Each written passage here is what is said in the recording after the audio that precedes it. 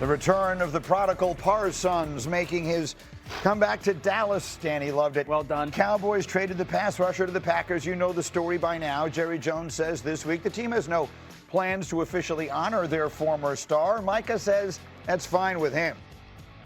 There's a lot of things I can consider disrespectful throughout this process, but I wouldn't say the tribute is one of them.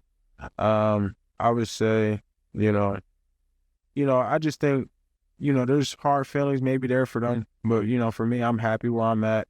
And we got a really good football team. So I guess I can give you my tribute and a win, I hope. By his standards, that's pretty restrained. Right? It's a pretty good response. Right? Like, I didn't know what to expect. Yeah, you ask him that question. Having been a reporter, you ask him that question, you get that answer, you're a little disappointed. Like, Micah, we were looking for something else. Funniest thing ever would be the Cowboys giving him a podcast tribute, like a highlight tape of his best podcast. Some of the one-liners from the podcast. Just put those up on the huge screen at Jerry World. It's an interesting game. I got to tell you, Dan, it feels... No, it's not. It's not an interesting game. The Cowboys are going to get boat raced. Boat raced. Cowboys are going to get whooped. This offense without CeeDee Lamb and with two offensive linemen out going against this defensive line, that's one of, if not the best pass rushing defensive lines in football. Yeah. They're going to get smoked. And then this defense going against Jordan Love and this offense that's going to hunt big plays in chunks, and they can't rush the passer. They've blown coverages. The best case scenario for the Cowboys is keeping this thing under 3 touchdowns. Whoa. That's how this game will go. Whoa. And by the way, Dallas has got some major injuries. Let's just point them out again. CeeDee Lamb has a high ankle sprain, 3 to 4 weeks. Their first-round draft pick, Tyler Booker, has a high ankle sprain, 4 to 6 weeks. Deron Bland has a foot injury. He's back at practice this week, and they do think he'll be able to go. And there's a question mark about Trayvon Diggs and his shoulder injury. But you mentioned all the issues that the Dallas Cowboys have. We're talking about the injuries. The other issue they have is that Green Bay's coming off a loss to the Cleveland Browns. You're going to get a salty Green Bay Packer team on Sunday night. They're not going to play a game like that 2 weeks in a row. No, they're definitely catching them at the wrong time. Micah's going to go off. He might have 4+ sacks in this game. And to your point, it's almost exhibit A of why Jerry Jones needs to relinquish GM duties. Because this defense has literally set their entire team and organization back. Because even for that defensive backfield, where it seems like everything is open sesame down the field, well, that's what's happened when you don't have a pass rush and have Micah Parsons in the lineup. I think one of the things we'll see is the difference in the rosters.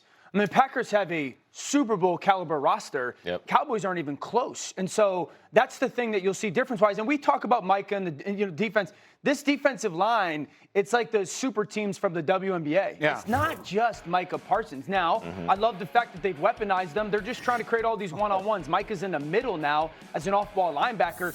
They just want their 5 pass rushers, Micah Parsons, Lucas Van Ness, Rashawn Gary. Everybody gets one-on-ones. Somebody win.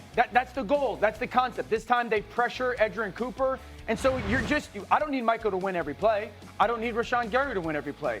I don't need Lucas Van Ness to win every play. I just need one of those guys to win at a time. And then as an offense, you're like, oh my gosh, Micah, Gary, Van Ness, they're all at the line of scrimmage. And all of a sudden it goes from a 5-man pressure and you think man coverage to a crazy cover 2. They spin out. And you're going to see Dak going, I don't know what the coverage is, and forcing the football. So this is so much more. Micah leads the NFL in pressures at 14. Rashawn Gary has 9, and he leads the NFL in sacks at 4.5. And Lucas Van Ness has 7. This is a defensive line that's as good as anybody's. This is the perfect tune-up game for the Packers. They dropped the ball versus the Cleveland Browns. They should have won that game. They dominated most of that game, at least defensively. They were in a position to win, and they dropped it. They're going to be mad. They're going to come into this game offensively for Matthew Golden, who is their first-round receiver. They have not drafted a first-round receiver in years.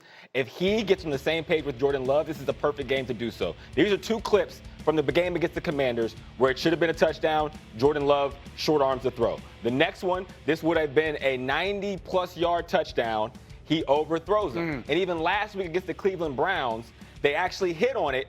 But as you see, Matthew Golden kind of lets his body control take him out of Browns, and this should have been another 80-plus yard touchdown to seal the win for them. This is the week to get on the same page because the Cowboys defense, as we talked about, will give you all of those same opportunities. Look, you would have taken that to the house. To the house, no question. You would have taken that to the house. And by the way, there's no team that's been more at home in Jerry's world than the Green Bay Packers. 6-0.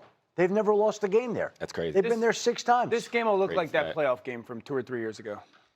I'm very worried about the Cowboys. I think there's cause to be. If you think about it in the bigger picture, Shefty, a month ago today, you would have said the Cowboys' two best players were C.D. Lamb and Micah Parsons. One of them isn't playing, and the other one's playing on the other team. So this is obviously a disaster scenario, and I fear the Cowboys are on the verge of slipping out of this thing. This could get away from their season, with C.D. Lamb out, whatever it's going to be, 4 weeks. Jerry was talking about IR this week. Right. It could get away from them quickly. And I think we find that on Saturday if they put C.D. Lamb on injury reserve. But I think the Dallas Cowboys are in a spot that a lot of teams find themselves in. This week we saw some teams change their offensive coordinator. We saw them move offensive coordinators down to the field. The reality is we're headed into the 4th week of the season.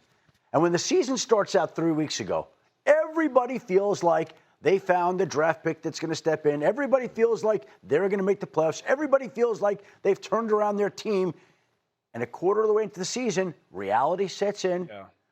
The truth surfaces, and there are teams and organizations that realize we've got holes, we've got problems, we've got issues, and now the pressure mounts. Yeah, and in some cases, panic sets in, and I think we've seen it. All right, that's an interesting game in a weekend filled with them. Meanwhile, as we've shown you already this morning, Will Compton has a brand new haircut today, honoring his bet with Taylor Lewan. His Cornhuskers lost to Taylor's Wolverines. Will, tell us all about it. Will, tell us all about it. Oh, yeah. I thought the way your voice fluctuated there. We going a lot of plays on we left on the field. I think we should have come out with the W on that game. But I had to shave my head. I had to shave my face, not the eyebrows. Not the eyebrows. And standing here right now is the first time I felt a little cold on my head because we got the air coming down. But this is what we are now. This is the new version, and I think we go on a run after this haircut. I'd like to point out Nebraska is undefeated since Will shaved his head. So maybe something to keep up. Who do we play this weekend? Who's Nebraska? We got a bye week, so we can't lose. Not losing this weekend. Undefeated. We're not losing this weekend. They'll be undefeated for at least another week. That was a very good game. I Defensive was line, actually watching. it's like you the guys super made me teams more from the excited for that WNBA. game It's not than I can just- put into words. Anyway, we're going to do locks of the Cowboys week aren't even with the close. Bussin' Boys in honor of the locks that you no longer have. So, Will, we're going to do some locks. Let's start with the game we were just talking about, the Packers in Dallas. What's your lock? Lock of the week right here. Packers over the Dallas Cowboys. Micah Parsons. Yeah, this is absolutely Micah Parsons. The minute he got traded to the Green Bay Packers, was absolutely circling this game. He is salivating. This is like a bunch of offensive linemen in college going to Golden Corral, knowing that's an all-you-can-eat buffet on that defensive line. This is going to be an absolute bloodbath. I cannot. I think the Packers will cover the over just with their own point. Well, I'm curious. We all can understand what the Green Bay defense, their advantages here in C.D. Lamb out. What can you say about the Cowboys defense? I didn't play the game, I didn't coach the game, and yet I can watch the game going, where is I've never seen receivers running as free as they seem to be against the Cowboys every single week this